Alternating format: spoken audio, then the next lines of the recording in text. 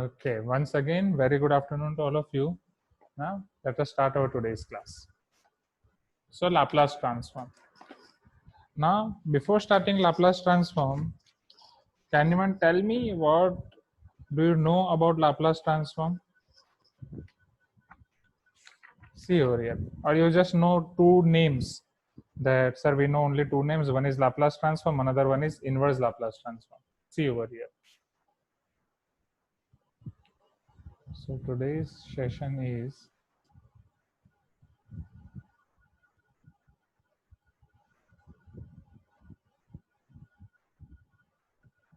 Laplace transform.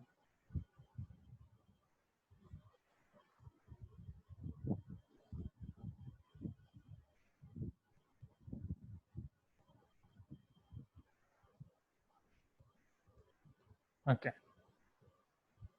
Now, see over here. So, how Laplace transform is defined? First, let us see its definition. What is Laplace transform? What is its benefit? How it is defined? We'll see all these things. So, see over here. So, if suppose your function is f of t, if f of t is defined for all t greater than or equal to 0, where your t is any real number. So there is one function f of t. Now this function f of t is defined for all t greater than or equal to 0. It is not defined for negative t. It is only defined for all positive values of t. Then Laplace of f of t is given by integration 0 to infinity e raised to minus st f of t dt. Okay. Which is your function of s or a new function of s. So that we will denote with capital F of s. Now, here, if I talk about this variable s, so this variable s may be complex number or may be real parameter. S may be complex number or it may be your real number. And here particularly this term e to the power minus st is called kernel of Laplace transform. It is just its name, kernel of Laplace transform. Now, let me explain you this once again. See over here. So if f of t is any function, right? If f of t is any function, its input is t. Function means it is having different output at different inputs. And these outputs are, okay, Roshan is not able to hear. What about others? Please type in chat box. Students, how many of you cannot hear me?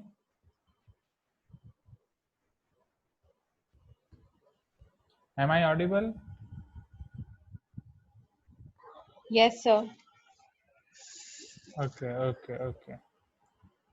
What about others? Everyone can hear me, right? Okay, so Roshan, only Roshan is having issue. All the rest can hear me first.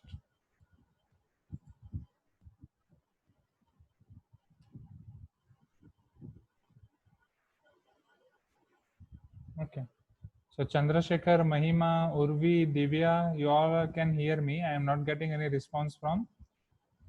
Okay. Harsh also can hear me.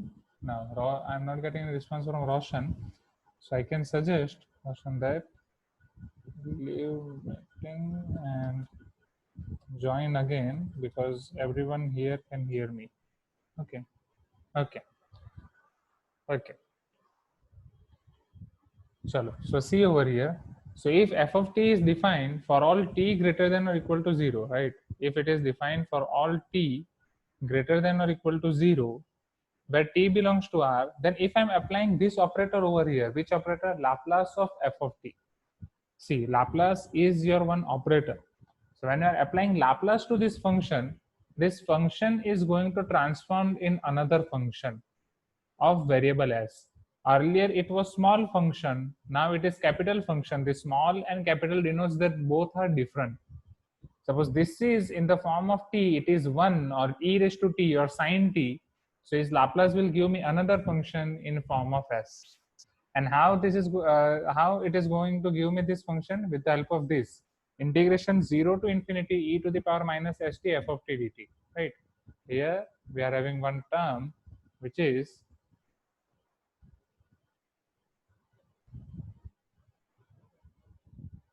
integration 0 to infinity e to the power minus st f of t dt.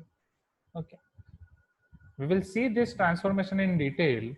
So what is this benefit of Laplace transform? It is going to transform your system. If you are representing your system in variable t, then it can represent your variable, or it can represent your system in another variable s. Its majorly application lies in solving differential equation as well as in electronics engineering portion. Okay, so there are few subjects. One subject was I studied as my alternative, that was control engineering. So with the help of Laplace transform, first you have to write all the equations of the circuitry given to you, and you can convert all this equation into reducible form with the help of this Laplace transform. Here s is defined, s can be a complex number or anything, and e raised to minus st is called kernel of Laplace transform. It is its name. So let us see its example few, right? And based on that, or we can see first its formula, and based on that we can see its example. So see over here. First, there is one condition for this Laplace transform can exist. It cannot exist for each and every function. So let us see first its condition. So everyone clear with definition? Anyone is having doubt in this definition part?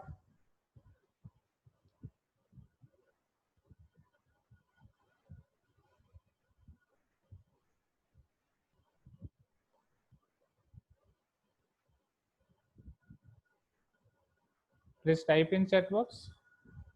Okay, great. So necessary. Okay, so I think Roshan can hear me now. Necessary condition for existence. This Laplace transform cannot exist at every time. It can exist in that condition only if Laplace of f of t exists if integration 0 to infinity e to the power minus st f of t dt is convergent integral. If this is convergent integral, then and then only it can exist.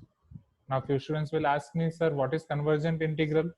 So this integral can be your convergent or divergent. Okay, convergent means its value exists. See over here, one of the limit of this integral is infinity. So whenever you are having two limits of your integration, this is called a definite integration. If these both limits are finite, then there is no issue of convergent or divergent. But whenever you are having in infinite in your function, or in infinite as one of your limit of function, then your integral can have two types of answers or two types of outputs. Those outputs are divergent or convergent. So your integral, whenever it is having one of the limits as infinite, so after simplification, we'll get its answer in two forms. Either it is divergent or convergent. So after putting infinity in our answer or in this function, if your function is convergent, convergent means you are getting one finite value. You will get your finite value as answer. Right? Convergent means your answer is finite. Finite means it is having some certain value. This certain value is 2, 3, 5, 1/2, 1/3, etc. Divergent means your answer is indefinite or infinite, I can say. Okay, that is the meaning of divergent. It can have any form of infinity, plus infinity, minus infinity, like that. So this will be clear based on the examples. We will see. I will show you each example in detail. Now let us see first few formula. Okay, this formula you should remember for solving examples of this Laplace transform questions. See over here. Or infinite or not define both, but in this case, majority of the case you will have infinite answers. Okay, see over here. I can give you few examples over here. See.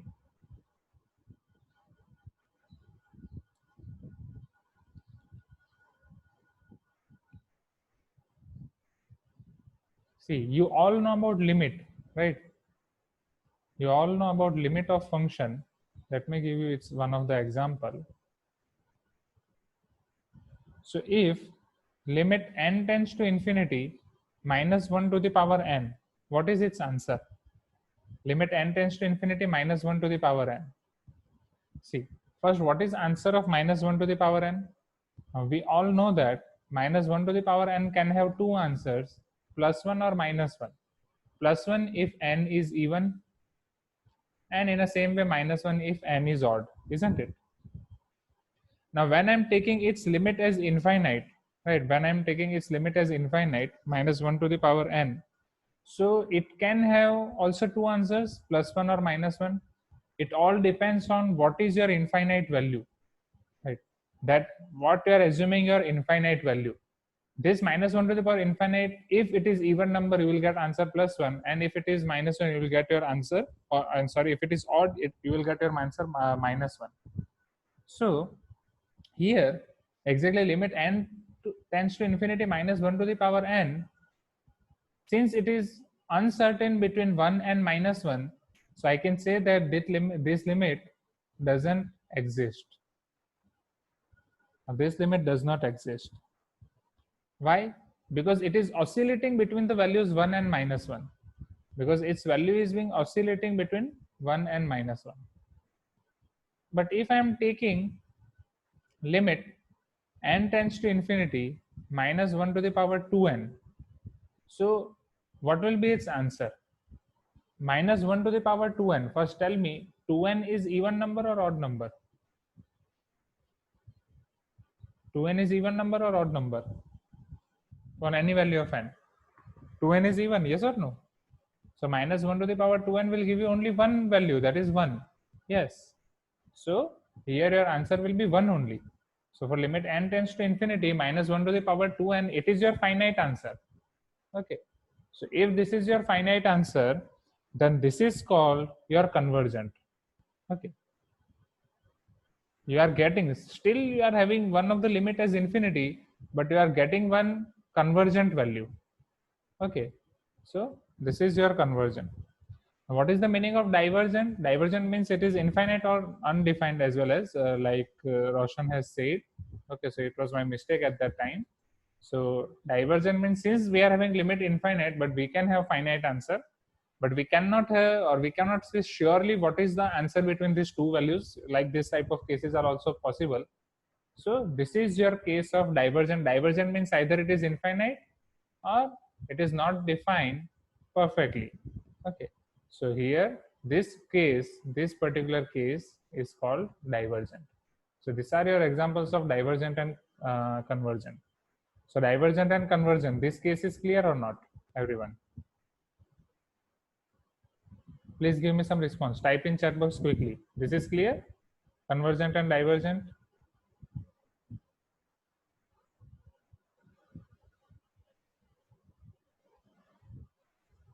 Okay. Okay, great. Sure. So now let us see some Laplace transform of some elementary functions.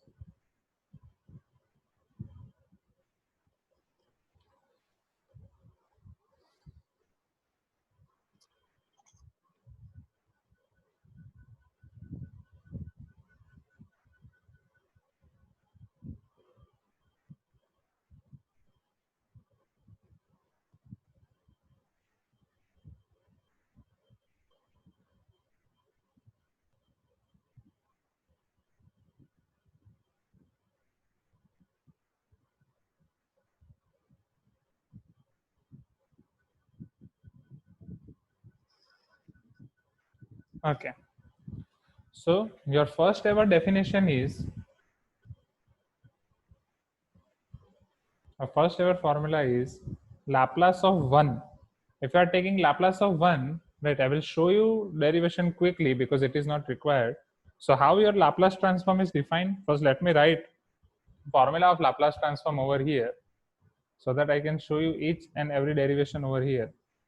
In that derivation, definitely you should require formula of integration. So Laplace of f of t is defined as 0 to the power infinity e to the power minus st f of t dt. Okay.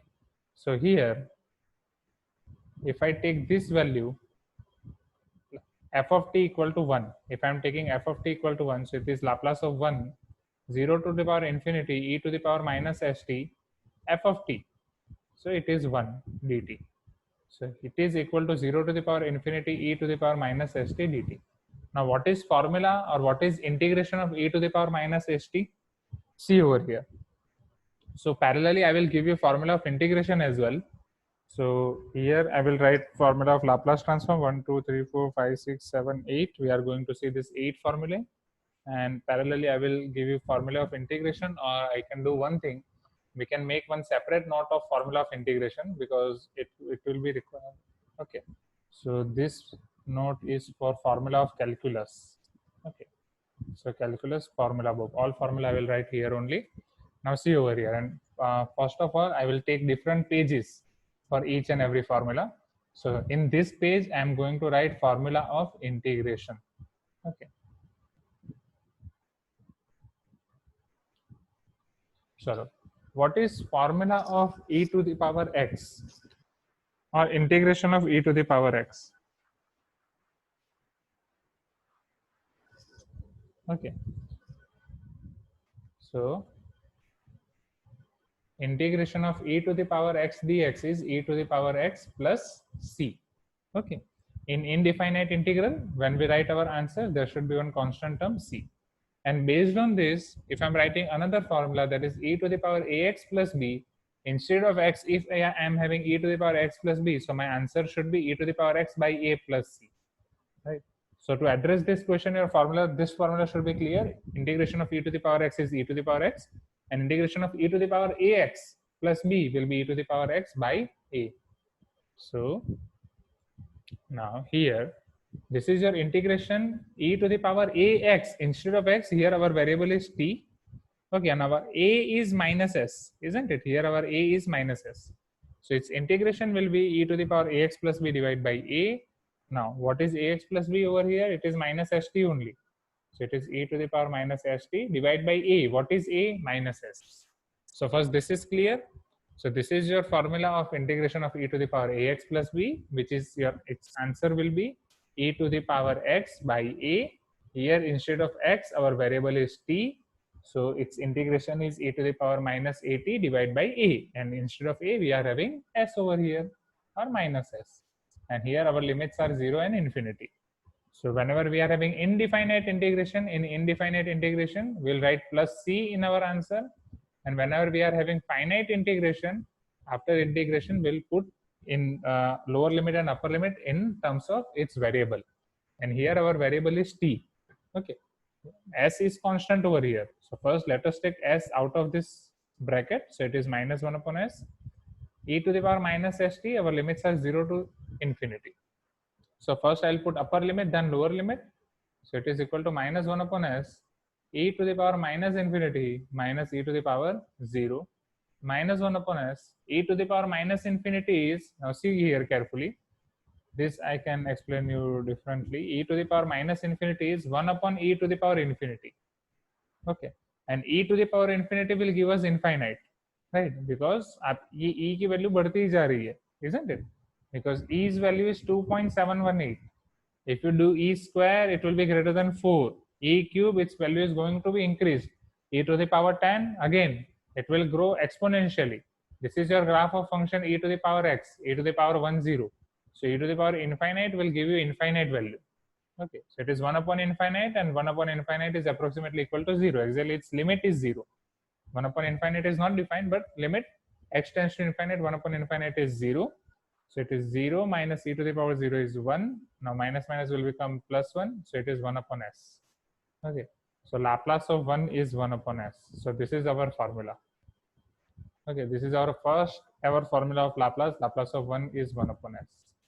Is it clear? and this is its derivation. So whenever in question, anytime if they are going to ask you anything based on Laplace transform, you have to use this formula only. If you are knowing its basic formula, you can apply that. If you're not, you can find by this manner. Okay, definitely you have to remember this formula only, right? And in some cases, we are going to use this as well, right? Is it clear, everyone? Right. Anyone is having doubt in this portion? Laplace of 1 is 1 upon s.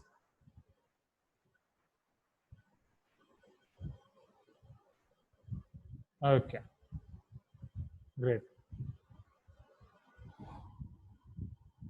Okay, so if you write, okay, chalo, thank you. So let us see next formula. Next formula is Laplace. See, this was first formula. That's why I have shown you its derivation. But otherwise, there is no need to see derivation, right? Because we are more interested in its calculation part, because no one is going to ask you derivation in exam. Okay. Now see over here. So Laplace of, and if they ask derivation, then also you can find this. Okay. And Laplace of f of t is equal to integration 0 to infinity e to the power minus st f of t dt equal to capital F of s. So if I have written this directly, Laplace of 1 equal to 1 by s, then you might don't know the relation between this and this formula. Okay. So now whatever formula we are going to write over here, these are all are derived from this only. That is Laplace of f of t equal to integration 0 to infinity e to the power minus st f of t dt. Now let us see next formula based on this. It is Laplace of e to the power at. So if you put e to the power at over here and simplify further, your answer will come 1 upon s minus a. Right? In first case, we got 1 upon s. Now we got 1 upon s minus a. You can try its derivation from home. If you face any difficulty, you can send me on my WhatsApp number. I will guide you. Now Laplace of e to the power minus at. E to the power minus at will give me 1 upon s plus a. So how you can remember this? If you are having minus a in power, then in denominator answer you will get s plus a. If you are having plus a in power, you will get minus a. So I'm repeating this once again. If you are having plus a in power, you will get s minus a. If you are having minus a in power, you can get 1 upon s plus a. Okay. Even here to write, you can write this one as e to the power 0t as well. If you are remembering this, so one you can write as e to the power 0t. Okay. So if you are writing this as e to the power 0t, so this is your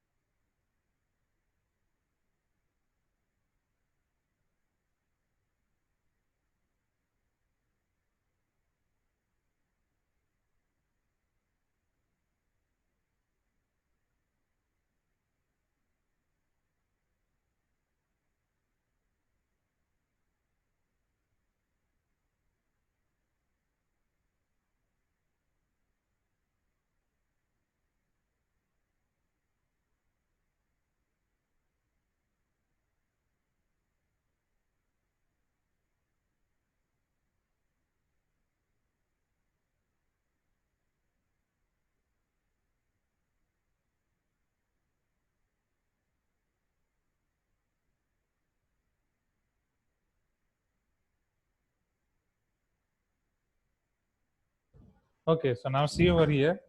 Where were we here? Okay. So I was telling you that you can write this one as e to the power 0t as well.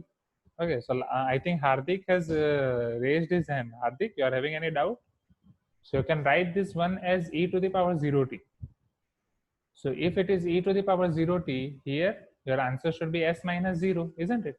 Because if it is e to the power at, your answer is s minus a. So based on this also you can remember this. Okay. So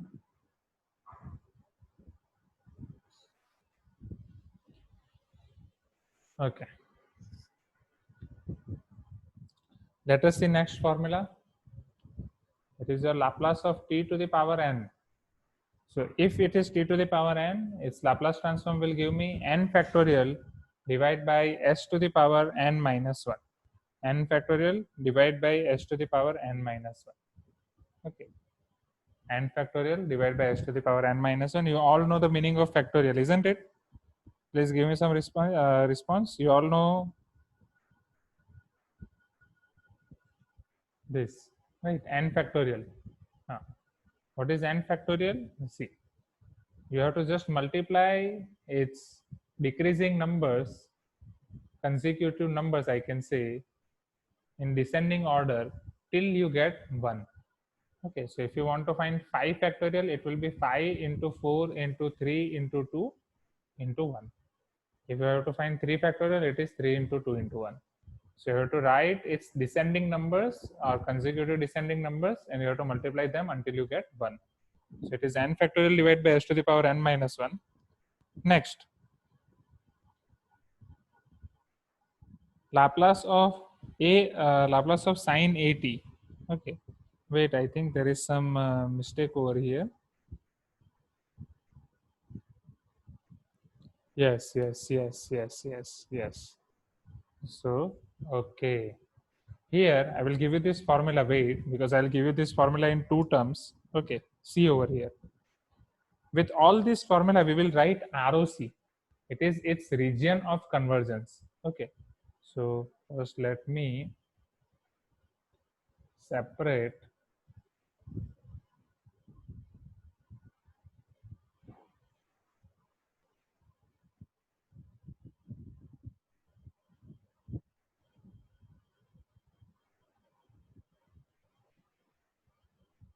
this.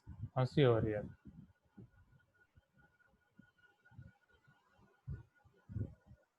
What is ROC? With each and every formula, we'll also remember its ROC. ROC is region of convergence.